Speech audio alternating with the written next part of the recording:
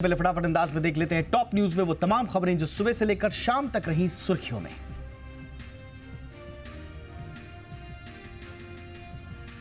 प्रधानमंत्री नरेंद्र मोदी ने आज ओडिशा के भुवनेश्वर में बीजेपी कार्यकर्ताओं को संबोधित किया। प्रधानमंत्री ने कहा कि संविधान की भावना को कुचला जा रहा है, लोकतंत्र की गरिमा को नकारा जा रहा है। सत्ता को अपना जन्मसिद्ध अधिकार मानने वाले लोग पिछले एक दशक से केंद्र की सत्ता खो चुके हैं। वो लोगों से इस बात के लिए नाराज हैं कि उनके अलावा किसी और को आशीर्वाद क्यों दिया जा रहा है। वो इतने गुस्से में हैं कि देश के खिलाफ साजिश कर रहे हैं। पीएम ने कहा कि पहले ओडिशा, फिर हरियाणा, महाराष्ट्र, यही बीजेपी की विशेषता और कार्यकर्ताओं का सामर्थ्य है।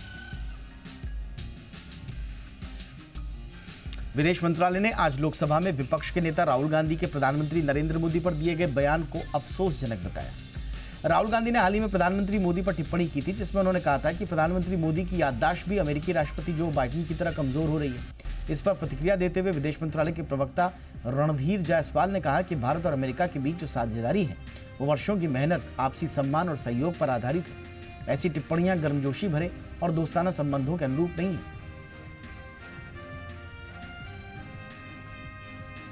महाराष्ट्र में किसके सिर मुख्यमंत्री का ताज सजेगा, इस पर अब तक सस्पेंस बना हुआ है। बैठकों का दौर जारी है। बताया जा रहा है कि मुख्यमंत्री की रेस में देवेंद्र फडणवीस सबसे आगे चल रहे हैं, लेकिन सूत्र ये भी बता रहे हैं कि महाराष्ट्र में अगले हफ्ते शपथ ग्रहण समारोह हो सकता है, यानी कि लंबा वक्त लगेगा।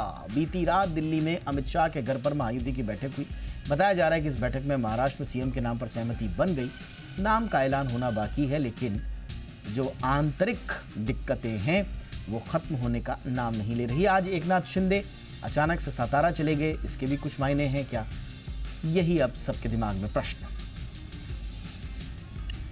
सुप्रीम कोर्ट ने संभल मस्जिद में सर्वे के मामले में निचली अदालत की कार्रवाई पर रोक लगा दी है। सुप्रीम कोर्ट ने कहा कि मस्जिद कमेटी अपील करे तो इस मामले में 3 दिन के भीतर सुनवाई की जाए।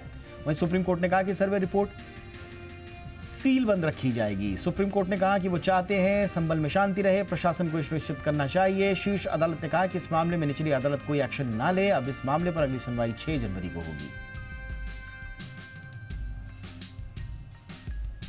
दिल्ली में अगले साल होने वाले विधानसभा चुनाव में कांग्रेस पार्टी सभी 70 सीटों पर अकेले चुनाव लड़ेगी। यानी लोकसभा चुनाव की तरह विधानसभा चुनाव में कांग्रेस पार्टी किसी भी गठबंधन नहीं करेगी कोई भी प्रकार का।